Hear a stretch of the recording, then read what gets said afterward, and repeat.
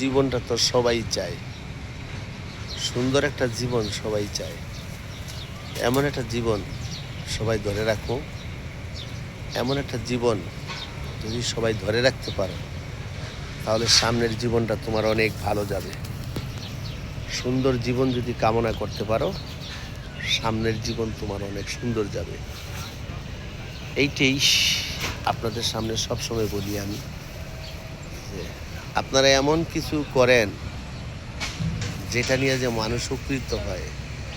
মানুষের কথা শুনে কখনো ফেসবুকে কাজ করবেন না। আপনার নিজের অভিজ্ঞতা থেকেই আপনি কাজ করেন। নিজের অভিজ্ঞতা থেকে যদি কাজ করেন হয়তো আপনার জীবনে আপনি কিছু একটা করতে পারবেন।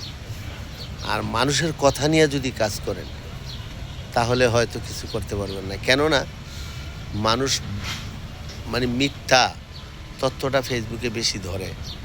আপনি এটা করবেন, ওটা করবেন, ওটা করলে আপনার ভালো হবে, এটা করলে আপনার ভালো হবে, ওটা এভাবে করলে এগুলা কথা নিয়ে আপনি কখনো বিপৃতি হবেন না। আপনি এই ধরনের ভাষা নিয়ে বিপৃতি হবেন না, হবেন আপনার অভিজ্ঞতা থেকে কিছুটা বলেন। এমন কিছু রাখেন যে মানুষ বুঝে, এমন কিছু রাখেন যে মানুষ জানতে পায়, এমন কিছু করেন যে মানুষটা অনেক দূর আগাইতে পারে। আমি চাই মানুষ অনেক কিছু আগাক, আমি চাই মানুষ প্রকৃত হোক। দেখেন, আমার পাশে যদি একজন না খেয়ে থাকে আমার কাছে ভালো লাগে না? ভালো লাগবে? কখনো ভালো লাগবে না। কারণ ওই মানুষটার দিকে আমরা বেশি বেশি তাকাই, আমরা বেশি কিছু একটা করতে পারি।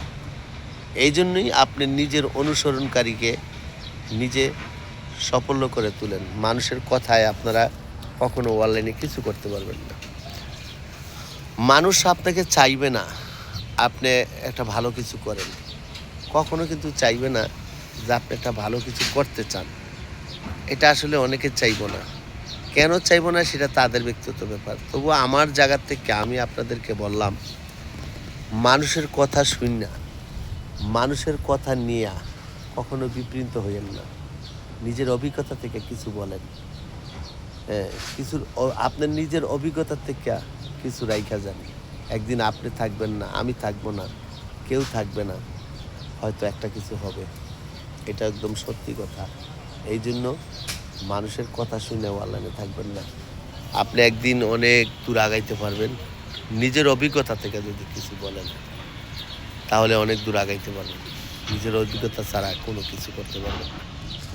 যাই হোক, সবাই ভালো থাকবেন, আমার জন্য দোয়া করবেন।